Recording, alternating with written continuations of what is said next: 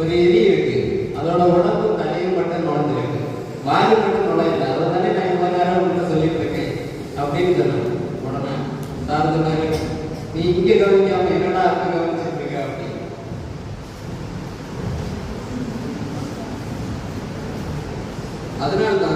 அதனாலதான் சொல்றேன், இந்த பட்டிமன்ற இந்த கவனமா எல்லாரும் பாருங்க. ஸ்டார்டிங்ல இருந்து லாஸ்ட் வரைக்கும் கவனமா பாருங்க. உறுப்பு தானம் என்பது உயிர் தரும் தானம். உறுப்பு தானம் செய்வதால் உயிர்கள் காக்கப்படும், மருத்துவம் மேம்படும், சமுதாய நம்பிக்கை மேம்படும். உடல் உறுப்புகள் தானம் செய்யறதுனால இவ்வளவு நன்மை இருக்கிற சூழல்ல உறுப்புகளை எப்படி தானம் செய்வது என்பதை மையமாக வைத்து உறுப்பு தானம் செய்வது நம்பிக்கை விதைப்பதா அல்லது கட்டாயமாக்கப்பட்ட சட்டமா என்ற தலைவரை மையமாக வைத்து உறுப்பு தானம் செய்வது நம்பிக்கையை விதைப்பது என்ற கருத்தினை செவிக்கு குழுவினர் கட்டாயமாக்கப்பட்ட சட்டம் என்ற கருத்தினை கார்த்திகா குழுவினர் முன்வைக்க இருக்கிறார்கள். இப்போது நம்பிக்கை விதைப்பது என்ற கருத்தினை அடிக்கடி செவிக்கு அவர்கள் பள்ளி வீச வருகிறார். அனைவரும் பேரவைகளுக்கு வருகிறார்கள்.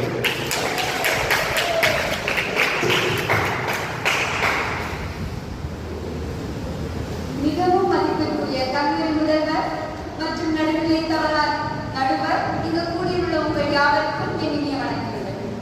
அன்று தானத்திலே சிறந்த தானம் அன்னதானம், இன்று தானத்திலே சிறந்த தானம் உறுப்பு தானம். இன்று பட்டிமன்றத்திற்காக கொடுக்கப்பட்டுள்ள தலைப்பு உறுப்பு தானம் செய்வது நம்பிக்கை விதைக்கும் செயலா அல்லது கட்டாயமாக்கப்பட்ட சட்டமா? உறுப்பு தானம் செய்வது நம்பிக்கை விதைப்பதே என்னும் நோக்கத்தை நிரூபிக்கும் விதமாக என்னுடைய தொடங்குகிறது. நடுவர்களே, எனக்கு ஒரு கேள்வி. தானம் என்றால் என்ன? தானம்னா எந்த ஒரு எதிர்பார்ப்பும் இல்லாமல் தானம். இல்லாதவர்களுக்கு அல்லது தேவை இருப்போருக்கு நாம் கொடுக்கும் போது அவங்க நன்மை பெற்றுக் கொள்கிறாங்க. இந்த நம்பிக்கையோட கொடுக்கிறது தானே நடுவர்களே தானம். ஆமா, இதில் எதற்கு சட்டம் தேவைப்படுகிறது? நடுவர்களே, இந்தியா முழுவதும் உறுப்பு தானம் பற்றிய விழிப்புணர்வு சிறந்து விளங்குகிறது. உறுப்பு தானம் செய்கிறவர்களோட குடும்பத்தினரோட ஒப்புதலோடு உறுப்பு தானம் செய்கிறவங்களுக்கும் அதை பெற்றுக் கொள்கிறவர்களுக்கும் சிறப்பான பாதுகாப்பான மருத்துவம் கொடுக்கப்பட்டு வருகிறது. நடுவர்களே, ஒரே ஒருத்தர் உறுப்பு தானம் செய்வதனால கிட்டத்தட்ட 8 பேர் உயிரை காப்பாற்றணும். நீங்களே கேள்விப்பட்டிருப்பீங்க, சென்னையில் நடந்த மிகப்பெரிய ரயில். அந்த ரயில் விபத்துல நிறைய பேர் உயிரிழந்தாங்க, நிறைய பேர் ஹாஸ்பிட்டலா அட்மிட். அதுல மூளை சாப்பாடு ஒரு பையன் தான் 22 வயதான இளைஞன். அந்த பையனோட பெற்றோர்கள் தானாகவே முன் வந்து என் பையனோட உறுப்புகளை நீங்க எடுத்துக்கோங்கன்னு தானமா கொடுத்துட்டாங்க. இதனால அதே ரயில் விபத்துல பையன் பாதிப்படைந்து 7 பேருக்கு உயிர் கிடைச்சிருக்காங்க. அந்த பையனோட உறுப்புகள் வரும். இதன் மூலமா நான் கற்பனைக்காக சொல்றேன் நண்பர்களே, ஒருவேளை அந்த பெற்றோர்கள் அவருக்கு உறுப்புகளை தானமா கொடுக்கவில்லை என்றால் அந்த பையனை இப்போ உயிரோட இல்லை, அந்த 7 நபர்களும் கூட உயிரோட இருந்திருக்க மாட்டாங்க நண்பர்களே. ஆமாங்க, அவங்க அந்த உறுப்பு தானம் பண்ணலைன்னா இன்னைக்கு அந்த 8 பேருக்கு உயிரோட இருக்க மாட்டாங்க. அநேக மதங்களும் கூட இந்த நாட்களில் உறுப்பு தானம் செய்வது ஒரு உன்னத சேவையாக கருதுகின்ற நண்பர்களே. இதற்கு சட்டம் அவசியமே கிடையாது நண்பர்களே. இது மூலமா நம்ம உயிரோட இருக்கும் போதே அநேக உறுப்புகளை தானமாக கொடுக்க முடியும் நண்பர்களே. இதனால அநேக உயிர்களை ஆபத்தான நிலையில் இருக்கும் போதே காப்பாற்ற முடியும்.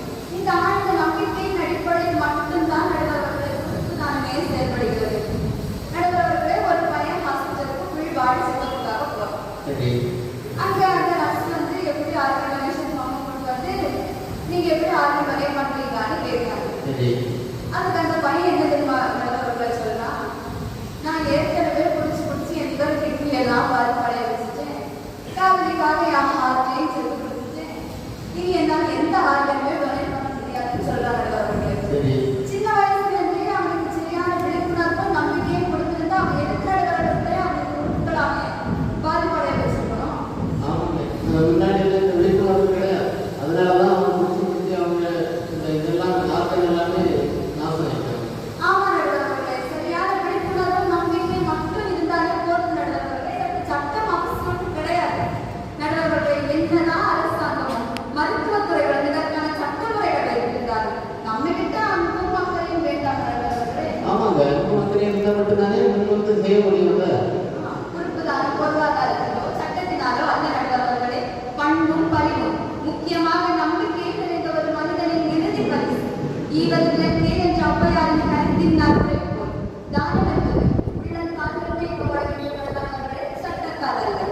நம்ம இறந்த பின்னும் இன்னொருவங்களுக்கு உயிர் கொடுக்கலாம்னு சொல்றது நம்ம மனித சமூகத்திற்கு பெருமை தானே நண்பர்களே. ஆமாங்க, ரொம்ப பெருமை. நம்ம மனிதர்களே ரொம்ப பெருமையா இருக்கு. அதனால தான் சொல்றேன் நண்பர்களே, நாம் உறுப்பு தானத்தை நம்ப வேண்டும். உறுப்பு தானம் என்பது ஒரு நம்பகமான நல்லது நிறைந்த உயிர் காப்பாற்றும் செயல். ஆகவே உறுப்பு தானம் செய்வது நம்பிக்கை விதைப்பதே என் சாணித்தரமாக என் விவாதத்தை முடித்துக் கொள்கிறேன். நன்றி.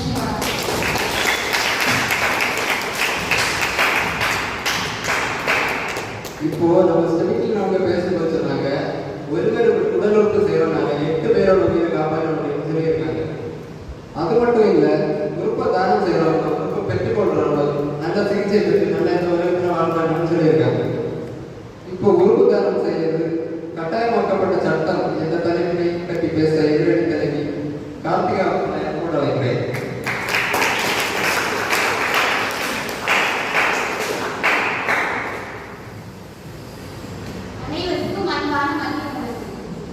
என்னதான் நம்பிக்கையின் அடிப்படையில் உறுப்புதானம் செய்தாலும் மனிதனை ஒழுங்குபடுத்துவது சட்டம், நன்மை செய்ய தூண்டுவது சட்டம், பிறர் வாழ்வு பெற வழி கோருவது சட்டம், மனித உயிர்களை காப்பாற்றுவது சட்டம், நோயிலும் வாழ்வு பெற பாதை காட்டுவது சட்டம். சட்டம் சட்டமே. அதனாலதான் உறுப்புதானம் செய்வது என்பது கட்டாயமாக்கப்பட்ட சட்டம் என்ற தலைப்பில் என் கருத்துக்களை முன்வைக்கிறேன். நண்பர்களே, சொல்லுங்க. என் எதிரணி தோழி சொன்னாங்க, சட்டம் இருந்தாலும் அன்பு அக்கறை வேணும்னு சொன்னாங்க. அதுதான் நாங்களும் சொல்றோம் நண்பர்களே. உறுப்பு தானம் என்பது சட்டமாக தான் இருக்கு. அது இன்னும் கட்டாயமாக்கப்பட்ட சட்டமாக்கப்படல. அது மட்டும் இல்ல, இன்னும் கொஞ்சம் சொன்னாங்க. கேளுங்க நண்பர்களே. ஒரு நபர் உடல் உறுப்புகளை தானம் செய்யும் போது அந்த நபரின் குடும்பத்தினரிடமிருந்து ஒப்புதல் பத்திரத்தில் எத்தனை இடத்துல கையெழுத்து வாங்குறாங்க? நிறைய கையெழுத்து வாங்குறாங்க. அவன் கையெழுத்தான் எதுக்கு வாங்குறாங்க? என் எதிரணி தோழி பேசும்போது அழகா சொன்னாங்க, குடும்பத்தின் ஒப்புதலோடு இந்த ஒப்புதலாம் எதுக்கு வாங்குறாங்க? சட்டத்திற்கு உட்படுத்துவதற்கு தானே. ஆமாங்க, சட்டத்தில் இங்கே வைக்கிறோம். இதையும் புரிந்து கொள்ளுங்கள் நண்பர்களே. இப்ப சமூகத்துல ஒவ்வொரு நபருக்கும் உள்ள உரிமைகளும் கடமைகளும் முக்கியமானது. அந்த உரிமைகளும் கடமைகளும் முக்கியமா இருக்கனாலதான் மக்கள் தங்கள் வாழ்க்கைக்கு தேவையான புது ஆதாரங்களை கையாளுகிறார்கள். அது மட்டும் இல்லாம குறிப்பா இந்த உறுப்பு தானம் சொல்றது ஒரு மனிதனுக்கான முழு கடமையாக மாறிட்டே வருது நம்ம சமூகத்துல. நடுவர்களே, உறுப்பு தானம் செய்யும் போது ஒரு நபர் குடும்பத்தினர் நம்பிக்கையோட பேசுவோம். குடும்பத்தினர்கிட்ட நம்பிக்கையோட உறுப்பு தானம் பண்ணுங்கன்னு கேட்கணும். கேட்டாங்க நம்பிக்கையோட உறுப்புகளோட வாங்கிட்டாங்க, என்ன கொடுக்கணும் அந்த குடும்பத்துக்கு? எதுவுமே கொடுக்கறது இல்லை. ஆனா நம்ம சட்டத்தின் மூலம் கேட்டு வாங்கினா அந்த குடும்பத்தினருக்கு அந்த குடும்பம் எப்படி இருக்கு, எந்த நிலைமையில இருக்கு பார்த்து சட்டத்தின் மூலம் வாங்கும்போது அரசாங்கத்துக்கு கல்வி வசதி வேலைவாய்ப்பு பெற்று கொடுக்குறாங்க. அப்ப சட்டம் இருக்கனால இதெல்லாம் பெற்று கொடுக்குறாங்க. ஆமாங்க, நம்பிக்கை மூலம் கேட்கும்போது நம்பிக்கை மட்டும்தான் கொடுக்குறாங்க. இந்த சட்டத்தின் மூலம் கேட்கும்போது அவங்க குடும்ப வசதி எப்படி இருக்கு எல்லாமே பார்த்து அவங்களுக்கு தேவையான எல்லாமே செய்து கொடுக்குறாங்க. அப்ப நியாயத்தை கேட்க நடுவர்களே, இந்த தேவையான இந்த சட்டங்கள் மூலம் செய்யப்பட்டு இதன் மூலம் தான் நம்ம உரிமைகளை பாதுகாக்கும் வகையில் ஒவ்வொரு குடும்ப உறுப்பினர்கள் பாதுகாப்பு இருக்கும் வகையில் அரசு மற்றும் தொண்டு நிறுவனங்கள் அந்த உதவிகள் அவங்களுக்கு செஞ்சு கொடுக்குறாங்க. ஆமாங்க.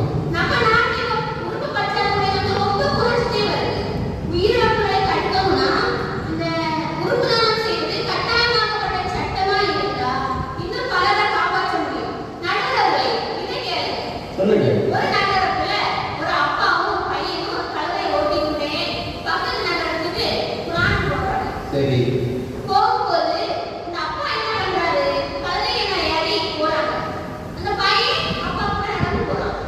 கொஞ்ச தூரம் போயிட்டு இருக்காங்க. இதை பார்த்து சிலர் சொல்றாங்க, இது என்ன முட்டாள்தனமா இருக்கு, அப்பா கழுதை மேல போறாரு, பையன் நடந்து போறான். இதை கேட்டு அப்பா என்ன பண்றாரு, அப்பா இறங்கிட்டு பையனை தூக்கி கழுதையை மேல நிற்க வச்சாரு. இன்னும் கொஞ்ச தூரம் போயிட்டே இருக்கிறாங்க. அப்பா இன்னும் சிலர் சொல்றாங்க, இது என்ன இப்படி இருக்காங்க, சின்ன பையன்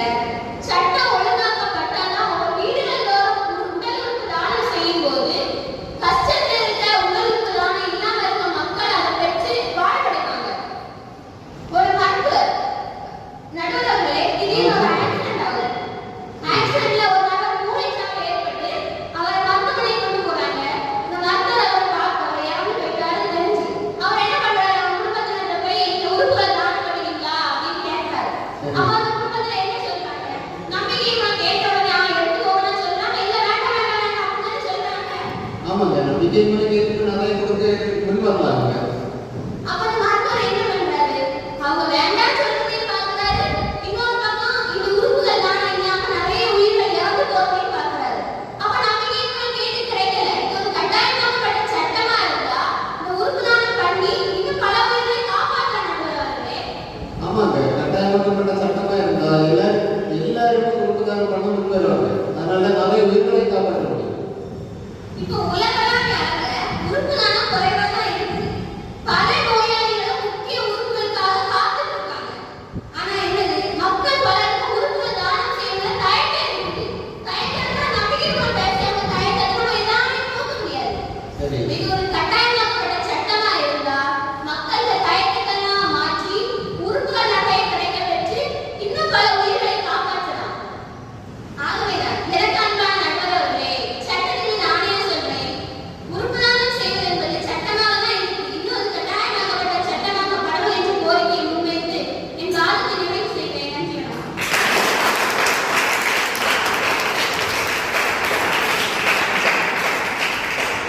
இப்போ கார்த்திகா அவங்க பேசும்போது சொன்னாங்க, உறுப்புகளை தானம் செய்வது மனிதனின் வாழ்க்கையை காட்டுகிற சேவை. அதனாலதான் உறுப்பு தானம் கட்டாயமாக்கப்படணும்னு சொல்லியிருக்காங்க. அடுத்தபடியாக நம்பிக்கையை விதைப்பது என்ற தலைப்பில் தங்கள் கருத்தினை கூறும்படியாக பிரின்சி அவர்களை அன்புடன் அழைக்கிறேன்.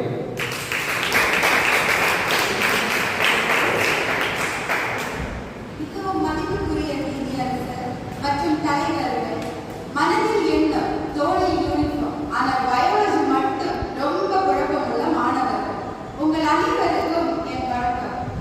இன்று பட்டிமன்றம் பேசுவதற்காக வைக்கப்பட்டுள்ள தலைப்பு உறுப்பு தானம் செய்வது நம்பிக்கை விதைப்பதா அல்லது கட்டாயமாக்கப்பட்ட சட்டமா என்பது.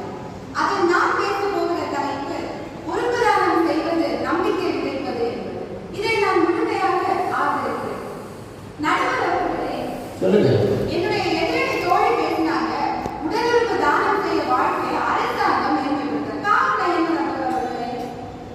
இன்னொருவர் வாழ்வு பெறணும் என்கிற நம்பிக்கையின் அடிப்படையில் தானே உடல் உறுப்பு தானம் செய்து அவருடைய வாழ்க்கையை மேம்படுத்த அரசாங்கம் பல உதவிகள் செய்கிறது. அடுத்ததாக சொன்னாங்க, உடல் உறுப்பு தானம் செய்யாத மக்களுக்கு தயக்கம் இருக்கும், அது சட்டத்தின் மூலம் தான் கட்டாயப்படுத்த முடியும் அப்படின்னு சொல்றாங்க. நடுவர் அவர்களே, கேளுங்க, சட்டம் அல்ல, அன்பு தம் மூலம் இன்னொரு வாழ்க்கார் என்ற நம்பிக்கையின் அடிப்படையில் தான் இதெல்லாம் செய்ய முடியும். நடுவர் அவர்களே, சரி. இப்போ யாருக்கு தெரியாம செய்யும் தானம், இந்த நம்பிக்கை இல்லையா? ஆமாங்க, நம்பிக்கை தான். நாம் ஒருவருக்கு நம்ம உறுப்புகளை கொடுக்கிறோம். ஆனா யார் அந்த நபர், அவர் எப்படிப்பட்டவர், அவர் எப்படி வாழ்ந்தவர் ஒண்ணுமே தெரியாம எதுக்காக நம்ம உறுப்புகள் அவருக்கு தேவைப்படுகிறது என்று எதுவுமே நமக்கு தெரியாம ஒரு நம்பிக்கையின் அடிப்படையில தான் நம்ம உறுப்புகளை அவருக்கு தானமாக கொடுக்கிறோம். இதான நம்பிக்கை இல்லையா நடுவர் அவர்களே? ஆமாங்க, இதுதான் நம்பிக்கை. நம்ம இப்போ இறந்த பிறகு நமக்கு உபயோகம் இல்லாத ஒரு உறுப்புகள், ஆனால் அது ஒருவருக்கு அது ஒரு வாழ்க்கை. நம்மை வைத்துக் கொண்டு யாராவது உயிர் வாழ்வாங்கன்னு நினைப்பதற்கே ஒரு பெரிய மருந்து. நம்ம மறைந்த பிறகு அவர் உறுப்பு தானம் செய்தார், சயின்ஸ் தான். ஆனா அதன் பின்னணியில இருக்கிறது மனிதனையும் நம்பிக்கை. நடுவர் அவர்களே, சொல்லுங்க. உறுப்பு தானம் என்ற வார்த்தையிலே இருக்கு தானம். தானம் என்றாலே சேவை தானே. ஆமாங்க, தானம்னாலே ஒரு சேவை தான். ஆமா, இதற்கு சட்டத்திற்கு என்ன தொடர்பு இருக்கு? என்ன தொடர்பு இருக்கு? இந்த உலகம் நம்ம உறுப்புகளை நேர்மையாக எடுத்துக்கொண்டு சரியான நபருக்கு கொண்டு சேர்த்து என்ற ஒரு நம்பிக்கையில தானே நம்ம உறுப்புகளை ஒரு நபருக்கு நம்ம தானம் பண்ணிருக்கோம். நடுவர் அவர்களே, சொல்லுங்க. கடந்த சில நாட்களுக்கு முன்பதாக டெல்லியில 59 வயதான ஒரு நபரின் இதயத்தை தானமாக கொடுத்து அவருடைய குடும்பத்தினர் முன் வந்தார். சரி. அதுவும் பாகிஸ்தானிய பெண் ஆயிஷா என்ற ஒரு பெண்ணுக்கு தானமாக கொடுக்க வந்தார். அதுவும் அந்த நேரத்திலே அவருடைய குடும்பத்தினர் ஒரு நம்பிக்கை அடிப்படையில தானே தானமாக கொடுக்க முன் வந்திருப்பார்கள். ஆமாங்க, நம்பிக்கை மூலம் கொடுத்தாங்க. அதனாலதான் இன்னைக்கு எங்கேயோ இந்தியாவில் இல்லாத பாகிஸ்தான்ல உள்ள ஒரு பொண்ணுக்கு அந்த உறுப்பை பொருத்தி அவங்க இன்னைக்கு நல்லா இருக்கிறாங்க. ஆமா, இதுதான் நம்ம ஆசையோட செஞ்சு பார்க்க முடியாத ஒரே தானம், உறுப்பு தானம். இப்போ நம்ம டொனேட் பண்றப்போ நம்ம சொல்றோம், என் கண்ணு, என் சிறுநீரகம், என் இதயம் எல்லாருக்கும் யாருக்காவது பயனடையுது. இதெல்லாம் சயின்ஸ் பார்த்து நம்ம டொனேட் பண்ணுவோம். நடுவர் அவர்களே, இல்லைங்க, சயின்ஸ் பார்த்தெல்லாம் இல்லை. நம்ம இதுக்கு இல்ல, நம்ம உறுப்புகள் யாருக்காவது வாழ்வை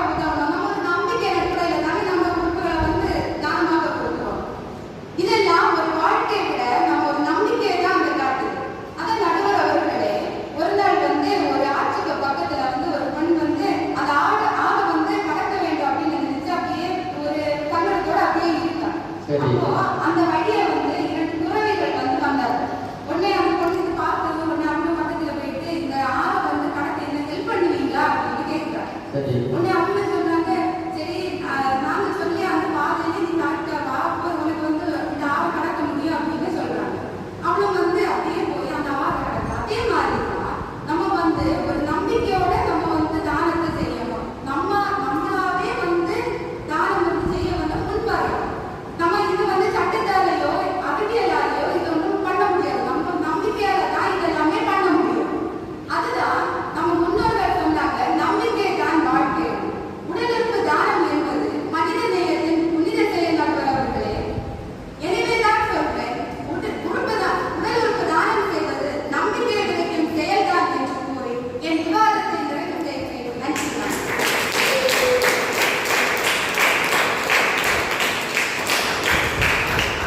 நம்ம வீட்டுக்கு பேசும்போது சொன்னாங்க, நம்ம உடல் உறுப்புகளை தானம் செய்யும் போது அந்த ஆளை பற்றியோ அவங்க வாழ்க்கை முறைகளை பற்றியோ எதுவுமே தெரியாம தான் தானம் பண்றோம் அப்படின்னு சொன்னாங்க. உடல் உறுப்புகளை பெற்றுக்கொண்டு இந்த உலகத்துல வாழ்வாங்க அப்படின்னு ஒரு நம்பிக்கையினால தானே தானம் பண்றோம் அப்படின்னு சொல்லியிருக்காங்க. அதைத் தொடர்ந்து கட்டாயமாக்கப்பட்ட சட்டம் என்ற தலைப்பில் பேசும்படியாக லிப்னா அவர்களை அழைக்கிறேன்.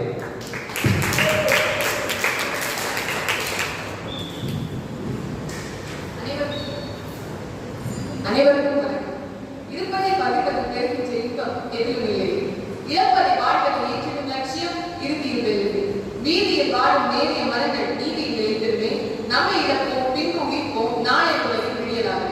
நல்லவர்களே, என்னுடைய எதிரணி தோழி சொன்னாங்க, நம்முடைய உறுப்புகளை எல்லாம் நேர்மையா எடுத்துக் கொண்டு சரியான நபருக்கு கொண்டு சேர்க்கணும். நேர்மைனா என்ன நல்லவர்களே? நேர்மைனாலே சட்டம் ஒன்றுதானே? அவை உறுப்புதான சட்டம் கட்டாயமாக்கப்பட வேண்டும் தானே? அடுத்து சொன்னாங்க, எனக்கு இது எனக்கு சிறுநீரகம் எல்லாம் யாராவது ஒரு ஆளுக்கு செஞ்சு பயன் அடையணும். நம்பிக்கை இருந்தால் மட்டும் பண்ண முடியாது. அந்த பயனை சட்டத்தின் வழியாக ஒழுங்கா கொண்டு போய் சேர்க்க முடியும் என்பதை புரிஞ்சு கொள்கிறார்களே. ஆமாங்க, சட்டத்தின் மூலம் கொண்டு போனா அதை எல்லாமே எல்லாருக்குமே கிளியராக பெற்றுக்கொள்ள முடியும். ஆமா நல்லவர்களே, உறுப்புகளை தானம் செய்வது வந்து மனித வாழ்க்கைக்கு அப்போ ஒரு முக்கியமான பணி. ஆனா நம்ம நாட்டுல இந்த உறுப்பு தானம் செய்வர்கள் எண்ணிக்கை மிக குறைவாகவே உள்ளது. இதனால டெய்லி பல உயிரிழப்புகள் இருக்கிறது. இதனை தவிர்க்க நான் ஒரு வழி வச்சிருக்கேன். இந்த உறுப்பு தான சட்டத்தை கட்டாயமாக்கணும். நிச்சயமா இந்த உறுப்புகள் பலருக்கு கிடைச்சி நிறைய உயிர் வாழ்வாங்க நடுவர்களே. இதை புரிஞ்சு கொள்ள நடுவர்களே, ஸ்பெயின், கொரியா போன்ற நாட்டில எல்லாம் இந்த கட்டாய உறுப்பு தான சட்டத்தை அறிமுகம் பண்ணி பல உயிர்களை காப்பாற்றிருக்காங்க. ஆமாங்க, நம்ம தமிழ்நாட்டில் இந்த மாதிரி சட்டம் கட்டாயமாக்கப்பட்ட சட்டம் கொண்டு வந்தா ஸ்பெயின் மாதிரி நம்மளும் நிறைய பேர் உடல் உறுப்பு தானம் செய்யணும். சரிதான் நடுவர்களே. இதை கேளுங்க நடுவர்களே. இப்ப ரீசெண்டா 2 நாட்கள் நியூஸ் பார்த்தேன். சும்மா ரோட்ல நடக்கிற ஆளை எல்லாம் பிடிச்சு உறுப்புகளை கடத்தி விற்பனை பண்றாங்க பிளாக் மார்க்கெட்ல அதிக காசுக்காக. ஆனா இப்ப இத கட்டாய உறுப்பு சட்டத்தின் மூலமா பண்ணா இந்த மாதிரி சட்டவிரோதமா உறுப்புகளை வர்த்தகம் செய்யறதெல்லாம் ரொம்ப குறையும் நடுவர்களே. ஆமா, நீங்க சொல்ற மாதிரி கட்டாயமாக்கப்பட்ட சட்டம் வந்தா இந்த மாதிரி இருக்கிறதெல்லாம் ரொம்ப குறைஞ்சிடும். நம்ம தமிழ்நாட்டுல உறுப்புகளை தானம் செஞ்சு மூளைச்சாவணி உறுப்புகளை தானம் செஞ்சவங்க வந்து அரசு மரியாதையோட அனுப்புறாங்க. இதுக்கு ஒரு எடுத்துக்காட்டு நம்ம தமிழ்நாட்டுல சேர்த்து ஒரு ஒரு விபத்துல சுத்தி அவங்களோட உடல அவங்க உறுப்பு தானம் பண்ணனால அரசு மரியாதையோட அனுப்பப்பட்டாங்க. இதுக்கு காரணம் என்ன நடுவர்களே? அவங்க இறந்து போறதுக்கு முன்னாடி அவங்க வந்து சட்டத்தின் மூலமா எழுதி வச்சிருக்காங்க, நான் இறந்த அப்புறமா என்னோட உறுப்புகளை இப்படி வேற மனுஷங்களுக்கு தானம் பண்ணுங்க அப்படின்னு. அவங்க இறந்த அப்புறம் அவங்களோட உடல் உறுப்புகளை தானம் பண்ணனால அவங்களோட உடம்பு வந்து அரசு மரியாதையோட அனுப்பப்பட்டாங்க. இது அவங்க வாழ்ந்த வாழ்க்கைக்கு ஒரு பெருமை தானே நடுவர்களே. அந்த பெண்மணி செய்த செயல் ரொம்ப வீரமான செயல். அதனால அவங்களுக்கு கண்டிப்பா அரசு மரியாதை கொடுத்துதான் ஆகணும். இதை கேளுங்க நடுவர்களே. ஒரு நாள் ஒரு பெரிய கூட்டம் நடக்குது. ஒரு உறுப்பு தானம் பற்றி ஒரு விழிப்புணர்வு கூட்டம்.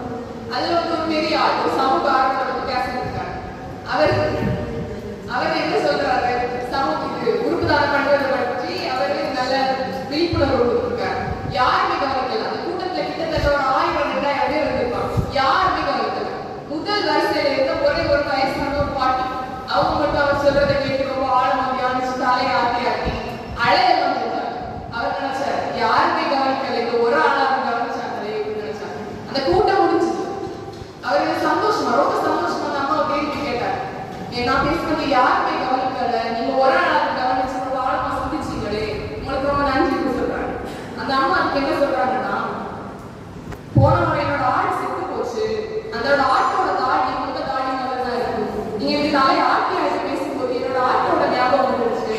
அதை நினைச்சுதான் நான் அழுத்தேன்.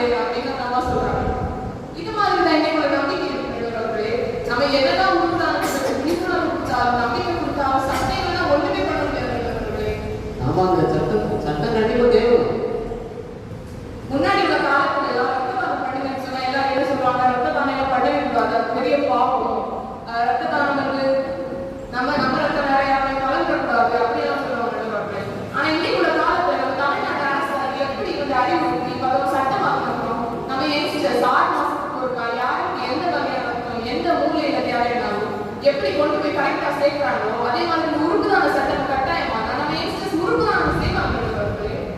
ஆமாம் ஜெய், நிறைய யங்ஸ்டர்ஸ் எல்லாருமே உறுப்பு தானம் கண்டிப்பாக பண்ணுவாங்க. கட்டாயமாக சட்டம் இருக்கும். நம்ம தமிழ்நாட்டில் உறுப்பு தானம் சட்டம் கட்டாயமா இருக்கனால தான் இந்தியாவிலேயே தமிழ்நாடு முதன்மை மாநிலமா உறுப்பு தானம் செய்வதற்கு முதன்மை மாநிலமா திகழும் நடுவர்களே. ஆமாங்க, நம்ம தமிழ்நாட்டில் சொல்றதுக்கு நம்ம ரொம்ப பெருமையாக இருக்கு. உறுப்பு தேவை இருக்கும் ஒருவருக்கு இந்த கட்டாய உறுப்பு தான சட்டம் இருந்தால் உறுப்பு நிச்சயமாக கிடைக்கும் என ஆணித்தரமாக கூறிக்கொண்டு சரியான தீர்ப்பு வழங்குமாறு தாழ்மையுடன் கேட்டுக்கொள்கிறேன். இத்துடன் என் வார்த்தை நிறைவடைகிறது. இப்போ நம்ம பேசும்போது கட்டாயமாக்கப்பட்ட சட்டத்தின் மூலம் உறுப்பு தானம் செய்யும் போது அந்த உறுப்பை ஏமாற்றி விற்கிறது என்பதைன்னு சொல்லியிருக்காங்க. உறுப்பு தானம் செய்வது இந்தியாவிலேயே தமிழ்நாட்டில் இருக்குன்னு சொல்லியிருக்காங்க. சரி, இப்போது நம் பட்டிமன்றத்தின் நிறைவுக்கு வந்திருக்கிறோம். எல்லாரும் என்ன தீர்ப்பு வருமோ என்று எதிர்பார்த்திருக்கீங்க. அன்பானவர்களே, நான் சொல்றது கேளுங்க. ஒரு ஊர்ல ஒரு ரேஷன் கடை இருக்கு. அந்த ரேஷன் கடைக்கு ஒரு வயசானவங்க டெய்லியும் போறாங்க. மாசம் தோறும் போய் ரேஷன் வாங்குறாங்க. அப்போ இவர் போற நேரம் என்ன, அந்த போற நேரம் என்ன, அந்த ரேஷன் கடையில சுகர் கம்மியா கொடுக்குறாங்க இவங்களுக்கு. அப்போ இவருக்கு ரொம்ப கோபம். அன்னைக்கு வாங்கிட்டு போகும்போது அவருக்கு ரொம்ப கம்மியா இருக்கு. அவருக்கு போயிட்டே இருக்கும்போது பக்கத்துல ஒரு கடை இருக்கு. இவரு சிந்திச்சுட்டே போறாரு, இது என்ன செக் பண்ண முடியும் அப்படி. அப்ப அந்த கடையில போய் பார்க்கும்போது 100 கிராம் சுகர் கம்மியாயிருக்கு. இப்ப இவருக்கு ரொம்ப கோபம். நேர அந்த சீனியை எடுத்துட்டு அந்த ரேஷன் கடைக்கே போறாரு. போய் அவங்களுக்கு சண்டை போட்டாரு. நீங்க ஏன் இப்படி பண்றீங்க, எனக்கு 100 கிராம் சீனி கம்மியாயிருக்கு அப்படின்னு பயங்கர சண்டையா இருக்காங்க. அப்போ அந்த ரேஷன் கடை சொன்னாரு, நீ உங்களுக்கு ஏற்கனவே சுகர் நோய் இருக்கு, அதனால நீங்க நடந்து போறீங்க, அதனால 100 கிராம் சுகர் கம்மியா இருக்கு அப்படி. அப்போ அந்த ரேஷன் கடைக்காரர் சொன்னாரு, இந்த அதனால என்ன, இப்ப இவரு தெரியாது, என்னடா இது இப்படி தெரியாது அப்படி. 2 பேரும் மாறி வெளியே குழப்பம். லாஸ்ட் 2 பேரும் ஒரு முடிவு வந்தாச்சு. அப்ப 2 பேருமே முடிவு எடுத்தாச்சு, சரி மாறி மாறி போவோம் அப்படி.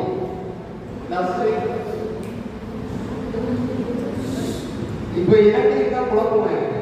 இங்கே 2 பேர் 2 டீம்ல இருந்து மாறி மாறி சொல்லியிருக்காங்க. நான் இப்ப என்ன முடிவு எடுக்கிறதுன்னு எனக்கே தெரியல. என்ன முடிவு தான் எடுக்கிறது? நாம் அனைவரும் ஒரு நாள் இறப்பது நிச்சயம். ஆனால் இறப்பதற்கு பிறகு நாம் உயர்த்தரக்கூடிய வாய்ப்பு இதுதான். அதற்காக இன்று நாம் ஒருமுறை நம்முடைய உள்ளத்தில் கேட்க வேண்டும், நான் இறந்த பிறகு ஏன் இன்னொருவருக்கு உயிர் கொடுக்க கூடாது? நாம் பேசலாம் நம் குடும்பத்துடன், நம்முடைய விருப்பங்களை பகிரலாம், ஒரு உறுப்புதாரராக பதிவு செய்யலாம், நாம் ஒரு நம்பிக்கை வித்தாக மாறலாம். இதனை இன்று ஒரு முடிவாக எடுத்துள்ளீர்கள். நாம் உயிரோடு இருக்கும்போது ஒரு வாழ்க்கை வாழ்கிறோம், ஆனால் இறந்த கொள்கள் ஒருவருக்காக உயிராக இருக்கலாம் என்பதை உறுப்புதானத்தின் அற்புதம். இன்று உறுப்புதானம் செய்வது சட்டமாக்கப்பட்டாலும் உறுப்புதானம் செய்வதற்கு அன்பும் நம்பிக்கையும் இருக்க வேண்டும். சட்டங்கள் மாறலாம், அன்பும் நம்பிக்கையும் என்று மாறாது. ஆகவே சட்டத்தை விட முக்கியமானது வாழ்வில் நம்பிக்கை வந்திருக்கும் ஒருவருக்கு வாழ்வு கொடுக்க அன்புடன் இறை நம்பிக்கையோடு உறுப்புதானம் செய்ய முன்வருவதே சிறந்ததாகும். உறுப்புதானத்தை நம்புங்கள்,